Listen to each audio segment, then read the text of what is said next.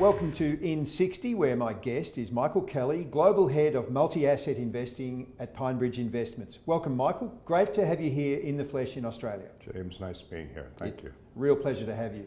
In IN60, Michael, I'm going to ask you a series of short, sharp questions, where after short, sharp answers, you can pass at any time, and your time starts now. Michael, it's like asking a parent which is their favourite child, but as head of Global Multi-Asset, what's your favourite asset class or subsector? At the moment, commodity carry. Which asset class, though, is flashing the biggest red flags at you right now? We've been calling the US dollar the big wrecking ball, so its strength is everyone else's weakness. Conversely, which is the most attractive asset class right now? Technology stocks. Once we hit the peak of yields, the duration impact that's been holding them back will let them loose. You mentioned the R word before. Will the US officially enter recession, however that's defined? It certainly will. Unfortunately, it'll enter recession last, so it's tightening things until other countries break, and then it'll go into recession.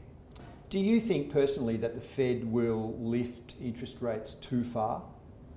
Yes, and then some. Will US 10-year yields still be above 4% by the end of 22? Yes, a smidge above, but not by the end of 23. Will we see a Fed rate cut in 2023, or are we waiting until 24? We're waiting for the fall foliage, and when the colors turn, we'll see a rate cut later on in 2023 in the fall. The bond vigilantes are back. Is that a good thing? Yes, their being left behind was a bad thing. The central banks didn't mind their manners, and now they're back, and they should be back. What's a black swan event that you and your team have talked about that you can actually see happening?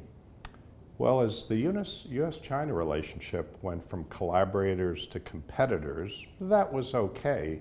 Now they're flirting with whether or not to be adversaries. This would not be okay. This would be a black swan event, and we're straddling in between as we speak. Where would your favourite red wine come from? California, France, or Australia? Oh, this is a setup question. Duckhorn Merlot, US. Michael Kelly, thank you very much for being on IN60. Thank you, James.